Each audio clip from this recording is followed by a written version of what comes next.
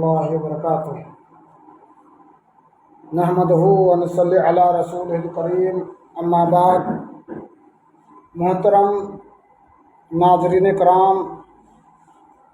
جیسا کہ آپ لوگوں کو معلوم ہے کہ گزشتہ رات جو درس میں نے نہیں دے پایا تھا بجلی کٹنے کی وجہ سے، اور میں نے اعلان کیا تھا کہ انشاءاللہ العزیز گزشتہ رات کے درس کا اعادہ انشاءاللہ آج ہوگا، اور ٹائم ہو چکا ہے، بلکہ میں تاخیر ہو گیا ہوں اور تاخیر کی کچھ وجہ ہے۔ آئیے سب سے پہلے ہم قرآن مجید کی تلاوت سماعت فرما لیتے ہیں، اس کے بعد باضابطہ درس تفسیر قرآن کا آغاز ہوگا۔ اعوذ باللہ من الشیطان الرجیم۔ الشہر الحرام بالشہر الحرام والحرمات قصاص فمن اعتدى علیکم فاعتدوا علیہ بمثل ما اعتدى علیکم واتقوا اللہ واعلموا ان اللہ مع المتقین وانفقوا فی سبیل اللہ ولا تلقوا بأیدیکم الی التہلکہ وَأَحْسِنُوا إِنَّ اللَّهَ يُحِبُّ الْمُحْسِنِينَ وَأَتِمُّوا الْحَجَّ وَالْعُمْرَةَ لِلَّهِ فَإِنْ أُحْصِرْتُمْ فَمَا اسْتَيْسَرَ مِنَ الْهَدْيِ وَلَا تَحْلِقُوا رُءُوسَكُمْ حَتَّى يَبْلُغَ الْهَدْيُ مَحِلَّهُ فَمَنْ كَانَ مِنكُم مَّرِيضًا أَوْ بِهِ أَذًى مِّن رَّأْسِهِ فَفِدْيَةٌ مِّن صِيَامٍ أَوْ صَدَقَةٍ أَوْ نُسُكٍ فَإِذَا أَمِنتُمْ فَمَن تَمَتَّعَ بِالْعُمْرَةِ إِلَى الْحَجِّ فَمَا اسْتَيْسَرَ مِنَ الْهَدْيِ فَمَن لَّمْ يَجِدْ فَصِيَامُ ثَلَاثَةِ أَيَّامٍ فِي الْحَجِّ وَسَبْعَةٍ إِذَا رَجَعْتُمْ تِلْكَ عَشْرَةٌ كَامِلَةٌ ذَلِكَ لِمَن لَّمْ يَكُنْ أَهْلُهُ حَاضِرِي الْمَسْجِدِ الْحَرَامِ وَاتَّقُوا اللَّهَ وَاعْلَمُوا أَنَّ اللَّهَ شَدِيدُ الْعِقَابِ۔ محترم ناظرین کرام، اللہ رب العالمین ارشاد فرماتا ہے: الشہر الحرام بالشہر الحرام والحرمات قصاص۔ حرام والے مہینے کے لیے ہے، اور حرمات عدلے بدلے کی ہے۔ جو شخص تمہارے اوپر زیادتی کرے تو جتنی زیادتی اس نے کی ہے اتنی ہی زیادتی تم بھی اس کے اوپر کرو، اور اللہ رب العالمین سے ڈرو، اور تمہیں پتہ ہے کہ اللہ رب العالمین متقیوں کے ساتھ ہے۔ یعنی اللہ رب العالمین اس آیت کریمہ کو اس وقت نازل کیا جب اللہ کے نبی حضرت محمد رسول اللہ صلی اللہ تعالیٰ علیہ وسلم صحابہ کرام کے ساتھ مکہ عمرہ کے غرض سے گئے تھے، تو حدیبیہ میں کفار مکہ نے آپ صلی اللہ تعالیٰ علیہ وسلم کو مکہ آنے سے روک دیا تھا، اور یہ سن 6 ہجری کا واقعہ ہے اور ذوالقعدہ کا مہینہ ہے۔ اس کے بعد میں وہاں پہ عہد و پیمان ہوا، اللہ کے نبی حضرت محمد رسول اللہ صلی اللہ تعالیٰ علیہ وسلم آپ اس سال عمرہ نہیں کر سکتے ہیں، آپ دوسرے سال آئیں۔ چنانچہ وہاں پہ اتفاق ہوا، تو دوسرے سال جب آیا تو گویا کہ جو عمرہ چھوٹ گیا تھا 6 ہجری والا عمرہ، آپ نے بطور قضا ادا کے لیے گئے تھے، تو اس وقت یہ آیت کریمہ نازل ہوئی۔ اللہ رب العالمین نے نازل کیا کہ چونکہ ذوالقعدہ کا مہینہ حرمت والوں مہینوں میں سے ہے، اور اس مہینے میں قتال کرنا، خون ریزی کرنا حرام اور ناجائز ہے، اللہ رب العالمین نے کہا کہ حرمت والے مہینے سے ہے، یعنی کہ اگر وہ لوگ پاسداری کرے ان مہینوں کی حرمت کی تو تم لوگ بھی ان مہینوں کی حرمت کی پاسداری کرو۔ اور اگر وہ لڑائی پہ جھگڑے پہ اتر آتے ہیں لوگ، جیسا کہ پچھلے سال ان لوگوں نے ایسا کیا تھا، تو تب جا کر کے یہ بطور قصاص، یعنی جس طرح اس نے آپ کے سامنے جس طرح سے وہ لوگ آپ کے سامنے پیش آئیں گے، آپ کو بھی اسی طرح سے پیش آنا ہے۔ تو صحابہ کرام اللہ کے نبی حضرت محمد رسول اللہ صلی اللہ تعالیٰ علیہ وسلم جس سال گئے تھے عمرہ کے لیے، اس سال یہ آیت کریمہ اللہ رب العالمین نے نازل کی۔ اس کے بعد میں فرمایا اللہ تعالیٰ فَمَنِ اعْتَدَىٰ عَلَيْكُمْ فَاعْتَدُوا عَلَيْهِ بِمِثْلِ مَا اعْتَدَىٰ عَلَيْكُمْ، تمہارے اوپر جو بھی زیادتی کریں تو تم اتنی ہی زیادتی کرو جتنی اس نے تم پہ زیادتی کی ہے۔ مطلب کیا ہے کہ جتنا مال ان لوگوں نے تم سے چھین لیا ہے، یا جتنی تکلیف تم کو بدنی تکلیف ان لوگوں نے پہنچائی ہے، تو بطور قصاص اتنی ہی تکلیف اس کو دو، اس سے زیادہ نہیں دو۔ یا جتنا مال تم سے چھین لیا ہے تو اتنے ہی مال جو ہے تم اس سے لو، یا جس طرح سے اذیت پہنچاتا ہے اسی طرح سے تم بھی اذیت پہنچاؤ۔ یہ حکم اللہ رب العالمین نے نازل کیا۔ گویا کہ اسلامی سبق کے خوبصورت پہلوؤں میں سے ایک یہ بھی ہے کہ اسلام اس بات کی اجازت دیتا ہے کہ اگر تم پہ کوئی زیادتی کرتا ہے، تکلیف پہنچاتا ہے، تو اتنی ہی تکلیف دو جتنی تکلیف ظالم نے تم کو دی ہے، اس سے زیادہ نہیں لینا۔ اب اس سے خوبصورت دھرم اور اس سے خوبصورت مذہب اس روئے زمین پہ کون سا ہو سکتا ہے کہ اس بات کی اجازت دے کہ اگر تم پہ ظلم کرنے والا ظالم ہے، تمہارا مال چھین لیتا ہے، تو گویا کہ تم اس مال کے بدلے اس سے زیادہ مال چھین لو، یا پھر جو ہے تم کو ایک تھپڑ لگاتا ہے تو اس کے بدلے تم جو ہے 4 تھپڑ مارو، اس طرح کی اجازت نہیں دیتا ہے۔ تو گویا کہ اسی آیت کریمہ کے اندر اس سے بہتر امن اور سلامتی والا مذہب کون سا ہو سکتا ہے؟ تو اس معاملے میں صحابہ کرام اور علماء کرام نے مسئلہ بھی اخذ کیا ہے، کہا کہ کیا یہ ہر ایک آدمی اپنے اپنے جان کا بدلہ لے سکتا ہے، یا پھر جو جماعت کی شکل میں ہو گئی ہے، جن کی جماعت بن گئی ہے، جہاں پہ سلطان ہے اور کوئی زیادتی کرے اس کے اوپر، تو بذات خود جو ہے وہ بدلہ نہ لے، بلکہ یہ معاملہ جو ہے کس کے پاس شکایت کرے، کس کے پاس لے جائے؟ جو حاکم وقت ہے۔ تو اس میں 2 گروپ کے لوگ ہیں۔ ایک نے کہا کہ اگر کسی کے اوپر کوئی زیادتی کرتا ہے تو اپنا بدلہ وہ خود سے نہ لے، بلکہ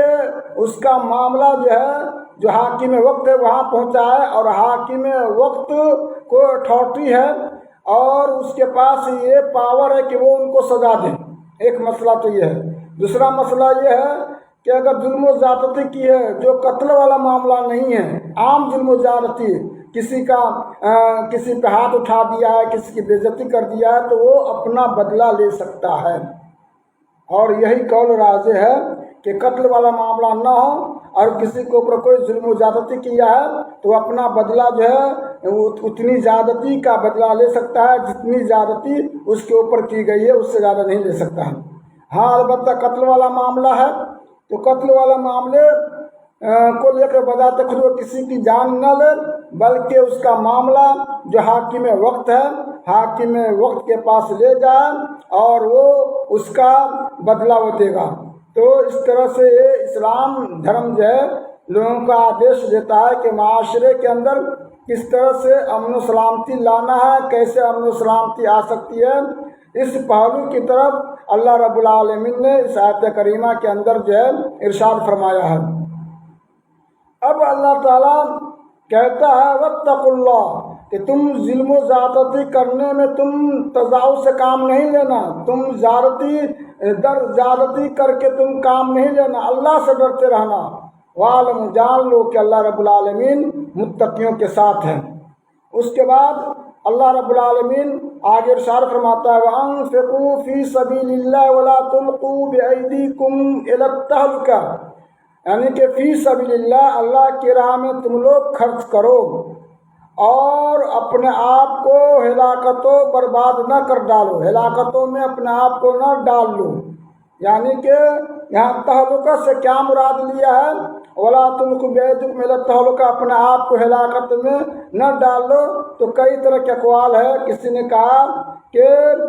انفاق فی سبیل اللہ، اللہ کی راہ میں تم لوگ خرچ کرتے رہو، اور نہ خرچ کرنا یعنی کہ ترک انفاق فی سبیل اللہ مراد ہے۔ کہا کہ اللہ کی راہ میں جو خرچ نہیں کرتا ہے گویا کہ وہ اپنے آپ کو ہلاکت و برباد کر رہا ہے۔ یا پھر جو ہے ترک جہاد ہے، اس کے وقت جو ہے دشمن جو ہے جان کے پیاسے تھے اور مسلمانوں کے جان لینا چاہتے تھے، ایسی صورت میں کہا گیا ہے کیا کہ جو لوگ ترک جہاد جو ہے کر دیتا ہے وہ اپنا آپ کو ہلاکت و بربادی میں کے دہانے پہ لے جاتا ہے، یعنی وہ برباد ہو جاتا ہے۔ ظاہر سی بات ہے اگر دشمن کو یوں چھوڑ دے گا اور اس کا بدلہ نہیں لے گا تو دشمن جو ہے سر پہ چڑھ جائے گا۔ اس لیے کہا کہ ترک جہاد کہ جب اس طرح کی نوبت آ جائے تو اپنی دفاع کے لیے جہاد کو چھوڑنا نہیں ہے بلکہ مقابلہ کرنا ہے، کہا کہ یہ مراد ہے۔ اور کسی نے کہا کہ گناہ پہ گناہ کیے جانا مراد ہے، یعنی کہ آدمی جب بندہ جو ہے گناہ در گناہ کرتا ہے، گناہ پہ گناہ کرتا رہتا ہے تو گویا کہ وہ اس کا گناہ کرنا ہلاکت و بربادی کی طرف لے جانا ہے۔ اس کے بعد میں اللہ تعالیٰ فرمایا وَأَحْسِنُوا إِنَّ اللَّهَ يُحِبُّ الْمُحْسِنِينَ، یعنی کہ وَأَحْسِنُوا، اطاعت والے معاملوں میں جو ہے کیا کرو؟ حسن سلوک سے پیش آؤ، یعنی احسان کرو۔ ان اللہ یحب المحسنین، اور یعنی کہ اطاعت والے معاملے میں تم صدقہ خیرات کرو تاکہ لوگوں کا جیون جو ہے، لوگوں کی زندگی چلے، جو غریب لوگ ہیں آسانی سے ان کی مصیبت، ان کی مشقت جو ہے تمہارے صدقات و خیرات سے جو ہے دور ہو جائے۔ جو طاعت والا معاملہ ہے، نافرمانی میں نہیں دینا ہے لیکن طاعت والا معاملہ ہے تو اس میں جو ہے صدقات و خیرات کر کے تم جو ہے احسان مند بنو، یعنی کہ محسن بنو۔ ان اللہ یحب المحسنین، یقیناً اللہ رب العالمین محسنین سے جو لوگ صدقہ خیرات کرتے ہیں تو اللہ رب العالمین اس کو پسند کرتا ہے۔ محترم سامعین کرام، صدقہ خیرات کرنے کی بہت فضیلت ہے۔ اگر بندہ گناہ کرتا رہتا ہے اور اس کے بعد جو صدقہ خیرات کر دیتا ہے تو صدقہ خیرات کرنے کی وجہ سے اس کے جو گناہ ہوئے رہتے ہیں پچھلے ایام میں تو صدقہ خیرات کرنے کی وجہ سے ان کا گناہ جو ہے مٹ جاتا ہے۔ جیسا کہ اللہ تعالیٰ قرآن مجید کے اندر ارشاد فرماتا ہے ان الحسنات یذہبن السیئات، کہ یقیناً نیکیاں صدقہ خیرات جو ہے گناہ کو مٹا دیتے ہیں، نیکیاں گناہ کو جو ہے مٹا دیتی ہے۔ اس لیے کہ بندہ سے گناہ ہوتا رہتا ہے، اس گناہ کو مٹانے کے لیے ایک راستہ اور بہتر راستہ یہ ہے کہ آدمی جو ہے صدقہ خیرات کرتے رہے۔ اس کے بعد اللہ رب العالمین آگے ارشاد فرماتا ہے وَأَتِمُّوا الْحَجَّ وَالْعُمْرَةَ لِلَّهِ فَإِنْ أُحْصِرْتُمْ فَمَا اسْتَيْسَرَ مِنَ الْهَدْيِ، اللہ کی خاطر حج عمرہ کو پورا کرو، اگر تم گھیر لیے جاؤ فمستیسر من الہدی، جو تمہارے پاس ہدی کا جانور ہے اس کو جو ہے قربانی کر ڈالو۔ ولا تحلقوا رؤوسکم حتی یبلغ الہدی محلہ، اور تم لوگ جو ہے اپنے سر کے بال کو نہ مرواؤ یہاں تک کہ ہدی اپنی قربان گاہ میں پہنچ جائے۔ تو یہاں سے ولا تحلقوا رؤوسکم یہ اس صورت میں جب امن و سلامتی والا معاملہ ہو، یعنی کہ بآسانی آدمی جو ہے قربان گاہ سے پہنچ سکتا ہے، اس کے ساتھ کوئی پریشانی نہیں ہے، تو گویا کہ جو ہدی لایا ہے وہ پہلے ہی ذبح نہ کرے، پہلے ہی وہ احرام نہ کھول دے بلکہ عمرہ کو اور حج کو پورا کریں۔ اللہ رب العالمین کہ اس قول سے علماء کرام نے اخذ کیا مسئلہ اخذ کیا ہے کہ حج اور عمرہ جو ہے دونوں واجب ہے۔ کیا مطلب؟ کسی نے کہا کہ حج اور عمرہ جو ہے واجب ہے، یہ معنی ہے اتمام حج و عمرہ کا، یعنی کہ حج ایک مرتبہ ادا کریں، دوسرے مرتبہ یعنی کہ جو ایام حج ہے، جو اشہر حج ہے، اس کے علاوہ جو مہینے باقی مہینے، اس میں مہینے میں جو ہے عمرہ ادا کرنا واجب ہے، یعنی کہ حج کی طرف ایک مراد یہ لیا ہے۔ اور کسی نے کہا کہ واتم الحج والعمرہ سے مراد ہے کہ اگر چاہے حج و عمرہ جو ہے نفلی کی نہ ہو، اگر انسان جو ہے نیت کر لیتا ہے تو اس نیت کو فسق نہ کرے بلکہ کام کو جو ہے پورا کر دے۔ اور کسی نے کہا اتمام حج والعمرہ سے مراد یہ ہے کہ صرف اور صرف جو ہے انہی دونوں کام کے لیے مکہ نکلے، باقی کسی اور کام کے لیے نہ نکلے، یعنی بہت طرح کے اقوال جو ہے علماء کرام نے جو ہے ذکر کیا ہے۔ محترم سامعین کرام، اس آیت کریمہ کے اندر جو ہے حج کا تذکرہ آیا ہے کہ حج کہتے ہیں کس کو اور عمرہ کہتے ہیں کس کو۔ تو حج کے لیے جو ہے خاص ایام ہیں، انہی ایام میں حج کی ادائیگی ہوتی ہے، اور عمرہ کے لیے کوئی خاص وقت نہیں ہے، کسی وقت بھی جو ہے عمرہ کی ادائیگی ہو سکتی ہے۔ پھر عمرہ کی ادائیگی کے جو مناسک ہے، جو جن جگہوں پہ عمرہ کی ادائیگی ہوتی ہے وہ کم ہی ہیں، یعنی کہ میقات ہے، اس کے بعد میں جو ہے طواف ہے، خانہ کعبہ کا طواف ہے، اس کے بعد جو ہے سعی بین صفا والمروہ ہے، اس کے بعد میں جو حلق ہے، اتنے ہی کام ہیں۔ جبکہ حج میں اس سے زیادہ کام ہے جو جس کا تذکرہ آئے گا، یعنی کہ عمرہ والا جو کام ہے وہ تو ہے ہی ہے، مزید اس میں جو کام آ جاتا ہے کہ آدمی جو ہے وقوف عرفہ ہے اور وہاں ٹھہرنا ضروری ہے۔ جو آدمی جو وقوف عرفہ کو چھوڑ دے گا تو اس کا حج ہی نہیں ہوگا۔ اس کے بعد مزدلفہ آنا ہے، وہاں جو واجبات حج میں سے ہے، اگر بندہ مزدلفہ میں نہیں ٹھہرتا ہے تو گویا کہ اس کو جو ہے دم دینا پڑے گا۔ اس کے بعد میں جو ہے وہ مینا میں آئے گا اور مینا میں جو ہے وہ مبیت کرے گا، اور اس کے بعد میں جو وہ جو طریقہ ہے تو میں آپ کو بتلاتا ہوں کہ حج کہتے ہیں کس کو۔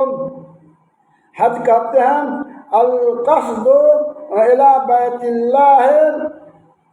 بصفت مخصوصہ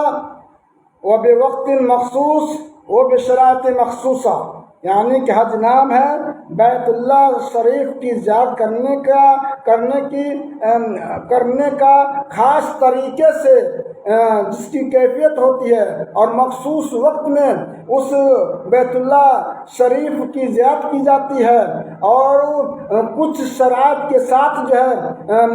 بیت اللہ شریف کی زیارت کی جاتی ہے، یہ جو ہے حج ہے، اس کو کہتے ہیں حج۔ یعنی حج جو ہے ہر جگہ جو ہے نہیں ہو پائے گا، مدینہ میں بھی حج نہیں ہو پائے گا، فلسطین میں بھی حج نہیں ہو پائے گا، کہ دنیا کے کسی جگہ میں حج نہیں ہو پائے گا، ایک ہی جگہ میں حج ہوگا، اور وہ خانہ کعبہ ہے، اور اس میں بھی جو ہے ٹائمنگ فکس ہے، یعنی کہ کچھ مہینے ہیں، اسی مہینے میں اور اسی وقت میں جو ہے ادائیگی کرنا ہے، باقی اور مہینے میں نہیں۔ آئیے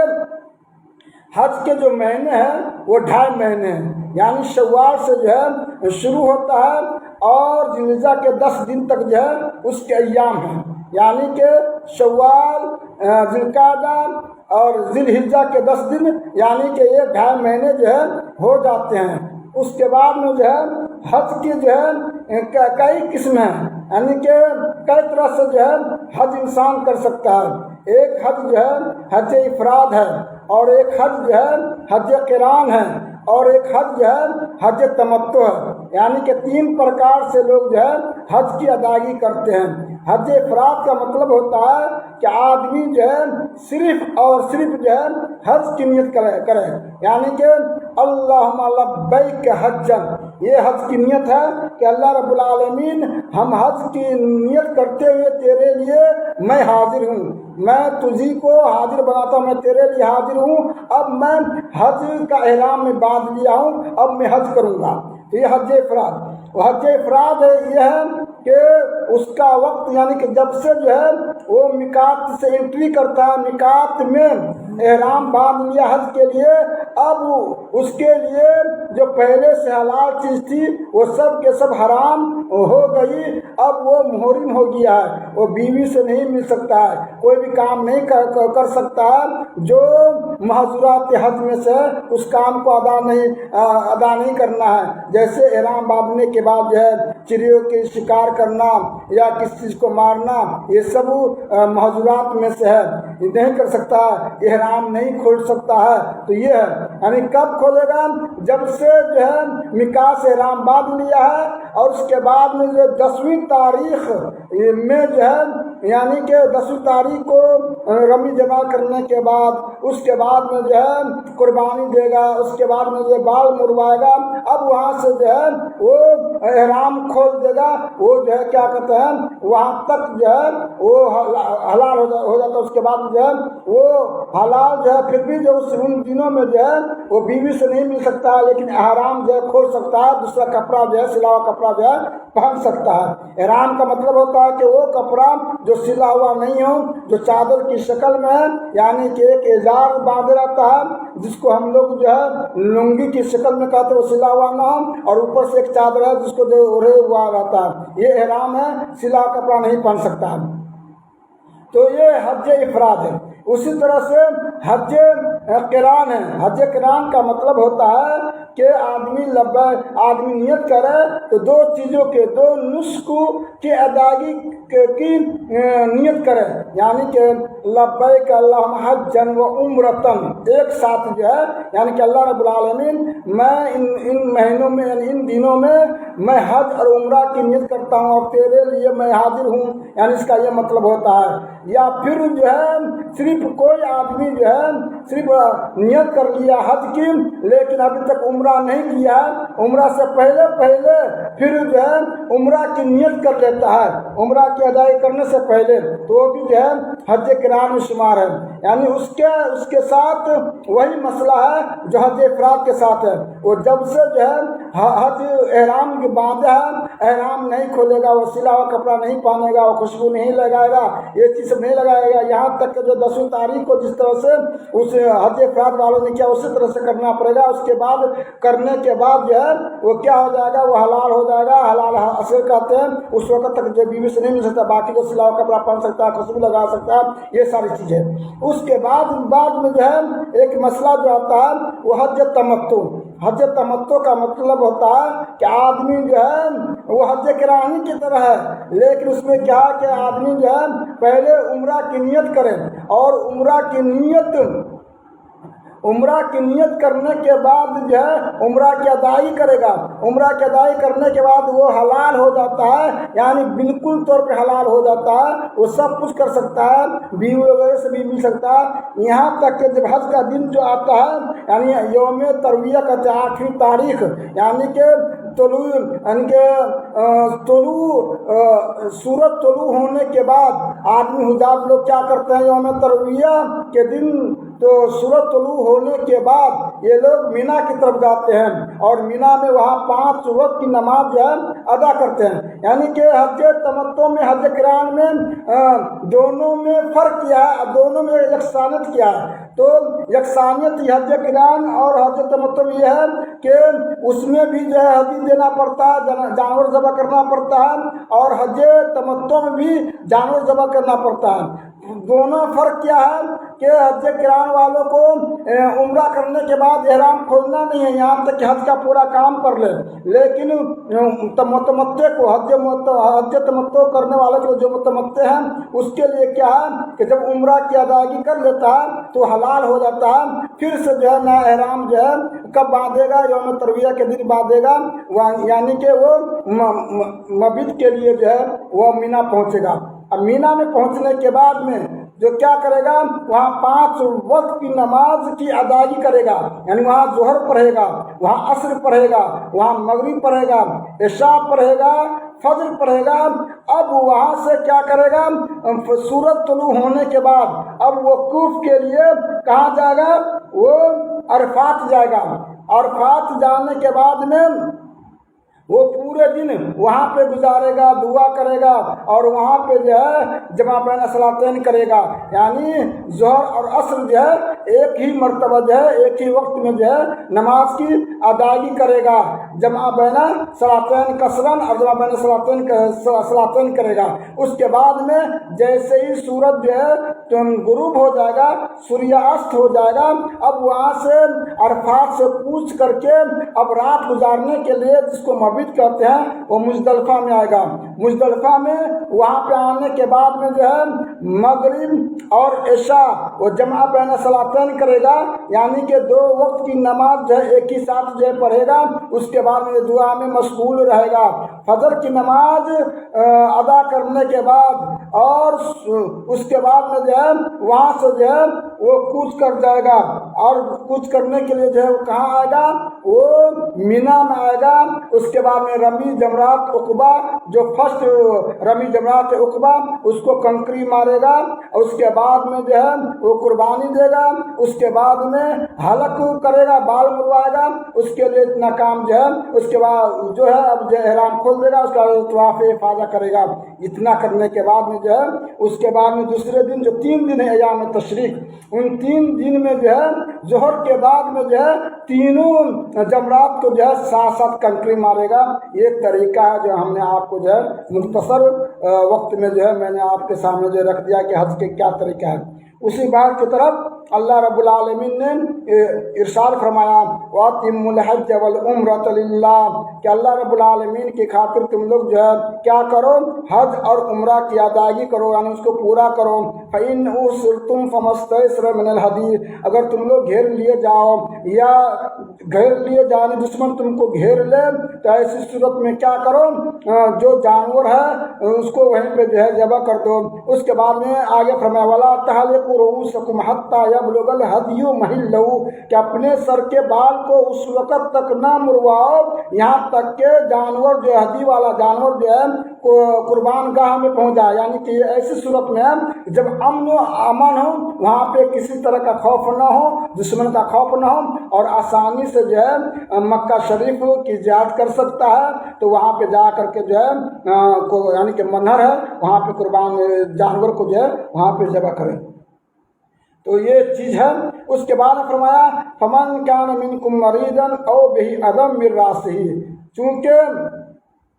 یعنی کہ بال وغیرہ میں بھی جو ہے کیا کہ کچھ نہیں کرنا ہے، بال وغیرہ جو ہے نہیں نکل پائے، ٹوٹ نہیں پائے، کچھ نہیں کرنا ہے، تو کہا کہ اگر جس کو جو ہے کیا کہتے ہیں سر میں جو ہے تم میں سے جو شخص بیمار پڑ جائے، اب بیمار پڑ گیا تو کیا کرے گا؟ تو ایسے لوگوں کے لیے یا تو دشمن کا خوف ہے یا مرض کا خوف ہے، تو وہیں پہ جو ہے کیا کرے، دونوں صورت میں جو ہے جو ہدی کا جو جانور ہوتا ہے اس کو وہیں پہ ذبح کر دے، اس کا جو دوسرے سال جو ہے وہ پورا کرے گا۔ تو اسی بات کی طرف اشارہ ہے، کہا کہ تم میں سے جو آدمی بیمار ہے یا اس کے سر میں جو ہے کچھ تکلیف ہے، چاہے کمر کہتے ہیں کہ جوں جس کو بولتے جوں، یعنی سر میں جو جوں ہوتا ہے وہ پھل جائے، جس کی وجہ سے جو ہے پریشان ہو یا زخم وغیرہ ہو جائے، تو کہا کہ ایسی صورت میں کیا کرے گا؟ اگر وہ سر منڈوانے کی نوبت آ جائے، تکلیف ہے لیکن سر چونکہ جو ہے بال تو منڈوا نہیں سکتا، احرام باندھنے کے بعد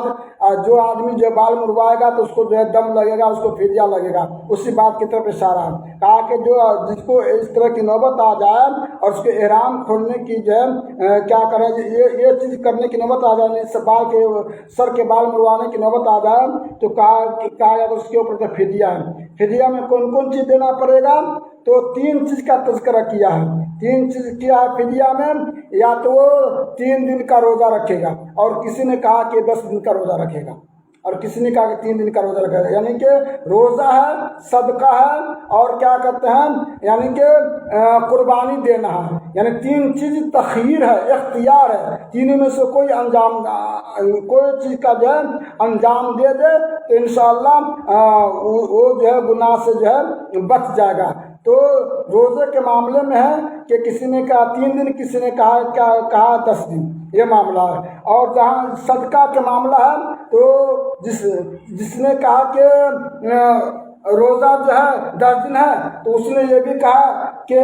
10 مسکین کا جو کھانا کھلانا ہے، اور کسی نے کہا کہ 6 مسکین کا کھانا کھلانا ہے، یا کوئی آدمی جو ہے قربانی دینا چاہے تو یا تو بکرے کی شکل میں یعنی بکری یا کھسی کی شکل میں ہے تو ایک بکری یا کھسی دے، یا پھر جو ہے جو لوگ جو ہے گائے دینا چاہتا ہے تو گائے میں 7 حصہ لگتا ہے تو ایک حصہ اس کو دے دیں، یا اونٹ دینا چاہتا ہے تو 7 آدمی مل کر کے جو ہے اس میں شریک ہو سکتا ہے تو ایک حصہ لے لیں۔ اس طرح سے جو ہے اس کی جو ہے ادائیگی جو ہے ہو جائے گی انشاءاللہ۔ اور رہی بات کہ وہ صدقہ یا قربانی اگر دے گا تو وہ کہاں پہ خرچ کرے گا، کیا جس طرح سے روزہ رکھے گا کہاں پہ روزہ رکھے گا، تو کہا کہ گھر واپس آنے کے بعد جو ہے رکھ سکتا ہے، تو جس طرح سے جو ہے آدمی گھر واپس لوٹنے کے بعد روزہ رکھ سکتا ہے تو اسی پہ قیاس کرتے ہوئے کسی نے کہا کہ صدقہ کرے گا یا جو نسک یا قربانی دے گا تو وہ گھر پہ بھی دے سکتا ہے۔ کسی نے کہا کہ نہیں، اگر وہ صدقہ یا قربانی دے گا تو مکہ ہی والوں کے سامنے یعنی کہ وہیں پہ مکہ ہی میں دینا پڑے گا، اس سے باہر نہیں دینا پڑے گا۔ یہ ساری چیزیں ہیں، تو اختلاف سے بچنے کے لیے بہتر طریقہ یہ ہے کہ آدمی جو ہے صدقہ اور قربانی دینا چاہے تو مکہ ہی میں دے دے تاکہ آدمی جو اختلاف سے جو ہے بچ جائے گا۔ اس کے بعد میں جو ہے فرمایا فَإِذَا أَمِنْتُمْ فَمَنْ تَمَتَّعَ بِالْعُمْرَةِ إِلَى الْحَجِّ فَمَا اسْتَيْسَرَ مِنَ الْهَدْيِ۔ اب کہہ رہا کہ وہاں تو تکلیف والی بات تھی کہ 3 دن تکلیف والی یا خوف والی بات ہے تو وہاں کا یہ مسئلہ ہے۔ اس کے بعد فرمایا کہ جب تم میں سے کوئی امن ہو جائے، ان کو امن و سلامتی ہو، بالکل معمون آدمی ہو جائے، اور جو شخص جو ہے حج تمتع کریں کہ حج کے ساتھ جو ہے عمرہ بھی کریں، اور تمتع کا مطلب ہوتا ہے فائدہ اٹھانا۔ یہاں مقصود ہے کہ عمرہ کرنے کے بعد بھی جو ہے بیوی سے جو ہے کیا کہتے ہیں فائدہ اٹھانا چاہتا ہے ہم بستری کی شکل میں جو ہے تو یہ مراد ہے۔ تو کہا کہ اس لیے کہ ایام 60 دن کے یعنی ایام حج جو ہے 2.5 مہینے ہیں۔ بعض لوگ جو ہے کیا کہتے ہیں شروع مہینے میں چلے جائے، سوالی میں اگر چلا جاتا ہے تو بہت کافی دن جو گزرنا پڑتا ہے، ساتھ میں میاں بیوی ہے تو ایسے صورت میں کیا کرے گا، وہ حج تمتع ہی کر لے تو اس کے لیے بہتر ہے تاکہ گناہ ان سے نہ ہو پائے۔ حج تمتع کا مطلب ہے کہ عمرہ ادا کرنے کے بعد میں جو ہے وہ اب جو ہے خالی ہو گیا، وہ بالکل حلال ہو گیا۔ اب جب جو ہے 10ویں تاریخ کو جو ہے 8ویں تاریخ سے جو ایام حج اعمال حج جو شروع ہوتے ہیں وہاں سے پھر سے جو ہے احرام باندھے گا اور اس کے بعد جو ہے ادا کرے گا، یہ اس کا مطلب ہے۔ ایک مسئلہ یہ ہے کہ کسی نے کہا کہ کون سا حج جو ہے افضل ہے، حج افراد افضل ہے یا حج قران افضل ہے یا حج تمتع افضل ہے، تو اس میں 3 طرح کی بات ہے۔ کسی نے کہا کہ حج افراد افضل ہے، کسی نے کہا کہ حج تمتع افضل ہے، کسی نے کہا کہ حج قران افضل ہے، اور کہا کہ تینوں کے پاس جو دلیل ہے۔ جس نے کہا کہ حج قران افضل ہے تو کہا کہ اللہ کے نبی صلی اللہ علیہ وسلم نے جو ہے حج کیے تھے تو حج قران کیے تھے، آپ صلی اللہ علیہ وسلم جو ہے حدی کا جانور ساتھ لائے تھے۔ اور کسی نے کہا کہ حج افراد افضل ہے تو کہا کہ آپ صلی اللہ علیہ وسلم نے حج افرادی کی نیت کی تھی، اللہم لبیک کے حج والی بات۔ اور کسی نے کہا کہ حج تمتع افضل ہے تو کہا کہ اللہ کے نبی صلی اللہ تعالیٰ علیہ وسلم جانور لے کر کے آئے تھے اور کہا تھا کہ جس کے پاس جانور نہیں ہے، جو حدی کا جانور گھر سے نہیں لایا ہوا ہے تو فلیتحلل، چاہیے کہ وہ حلال ہو جائے، یعنی کہ اپنے بیوی وغیرہ سب سے ملے، اور جس کے پاس جو ہے جانور حدی کا جانور نہیں ہے تو حلال ہو جائے، جس کے پاس ہے تو باقی رہے۔ اس کے بعد آپ صلی اللہ علیہ وسلم نے کہا اگر میں حدی کا جانور ساتھ نہیں لایا ہوتا تو میں بھی حلال ہو جاتا۔ تو کسی نے کہا کہ آپ صلی اللہ علیہ وسلم نے چونکہ جو ہے وہ حج تمتع کرنے کی خواہش اظہار کیے تھے، یعنی آپ کی چاہت تھی، لیکن مجبوریت یہ تھی کہ وہ حدی کا جانور لائے ہوئے تھے، اس لیے آپ نے جو ہے حج قرانی کیا، حج تمتع نہیں کیا۔ تو سب کے پاس جو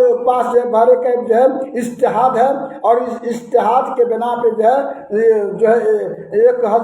حج کو دوسرے حج کو جو افضل قرار دیتے ہیں۔ لیکن صحیح بات یہ ہے کہ کسی نے کہا کہ افضل کسی کو قرار نہ دیا جائے، چونکہ افضل کی کوئی دلیل ہے ہی نہیں ہے۔ جب جس کی دلیل ہے ہی نہیں ہے تو افضل اس کو گرداننا صحیح نہیں ہے، اور یہی جو ہے راجح قول ہے انشاءاللہ۔ اللہ تعالیٰ کہا فَإِذَا أَمِنْتُمْ فَمَنْ تَمَتَّعَ بِالْعُمْرَةِ إِلَى الْحَجِّ، جب تم میں سے کوئی معمون ہو جائے، فَمَنْ تَمَتَّعَ بِالْعُمْرَةِ إِلَى الْحَجِّ، اور جو ہے حج تمتع کریں، فَمَا اسْتَيْسَرَ مِنَ الْهَدْيِ، تو جس کے پاس جو ہے حدی کا جانور ہے تو کیا کرے وہ قربانی دے دے، یعنی وقت پہ جو ہے قربانی دے دے۔ حج تمتع کرنے والوں کے لیے کیا ہے، یا حج قران کرنے والوں کیا ہے، وقت پہ جو ہے 10ویں تاریخ کو جو ہے منہر میں جو ہے یہ کیا کر دے، وہ قربانی دے دے۔ اس کے بعد میں فرمایا یہ تو اس کے ان لوگوں کے حق میں ہے جس کے پاس جو ہے قربانی کرنے کی طاقت ہے، یعنی کہ اب ایسے لوگوں کے پاس آیا ہے، طاقت کے مطلب ہے یا تو وہ ہدی کا جانور لے کر کے آیا ہے یا پھر اس کے پاس مال ہے تو مال سے جو ہے جانور خرید لے اور اس کے بعد میں جو ہے کیا کرے وہ قربانی دے۔ اس کے بعد فرمایا فمن لم یجد فصیام ثلاثۃ ایام، یعنی ایسا آدمی نیت تو کر لیا حج تمتع کی یا نیت تو کیا ہوا ہے حج کرام کی، لیکن اتفاق سے اس کے پاس مال ہی نہیں، اس کے پاس جو ہے جانور ہی نہیں ہے کہ جو وہ ذبح کر سکے۔ تو چونکہ ایسے لوگوں کے بارے میں کہا گیا ہے کہ جس یعنی کہ مال نہ رہنے کی وجہ سے یا جانور نہ رہنے کی وجہ سے، تو کہا کہ ایسی صورت میں کیا کرے آدمی یعنی کہ 10 روزہ رکھے، فصیام و ثلاثۃ ایام فی الحج، تو 10 روزوں میں سے جو ہے 3 روزہ جو ہے ایام حج ہی میں دے۔ اس میں بھی جو ہے علماء کرام نے اختلاف کیا ہے، ایام حج میں جو ہے 10 مہینے ہیں، اس میں سے کسی مہینہ میں بھی جو ہے کسی دن بھی جو ہے رکھے 3 دن پورا کریں۔ کسی نے کہا کہ یعنی کہ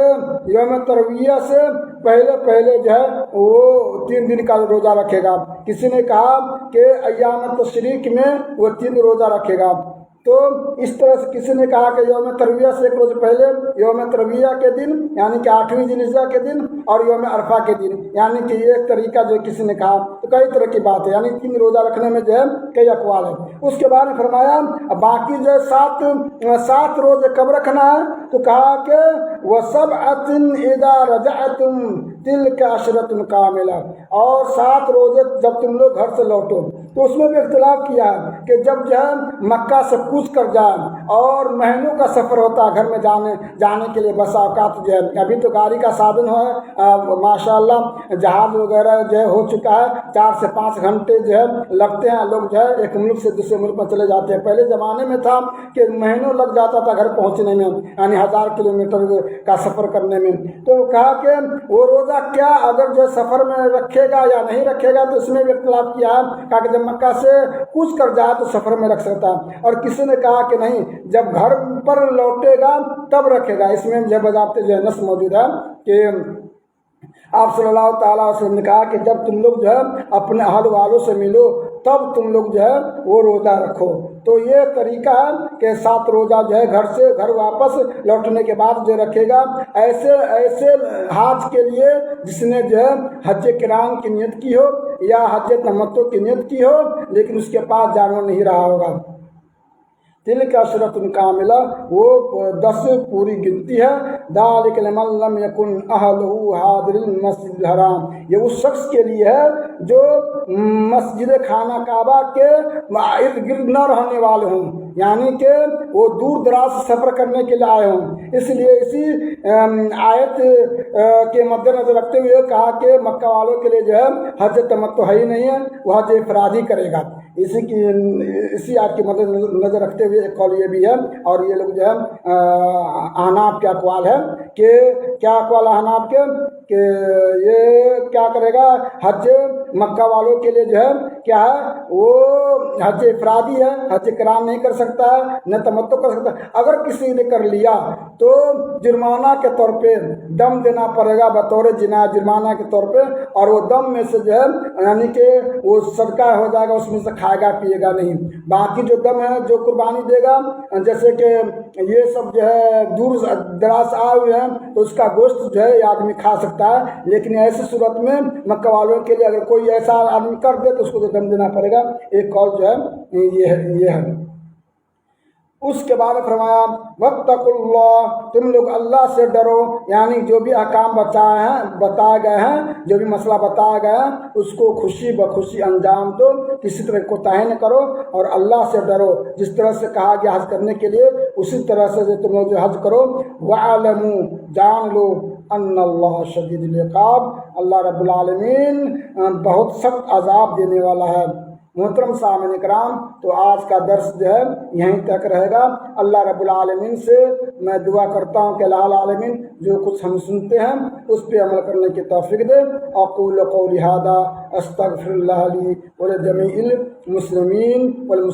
والمسلمات یا رب العالمین، وصلی اللہ تعالی علی نبینا محمد وعلی آلہ وصحبہ اجمعین۔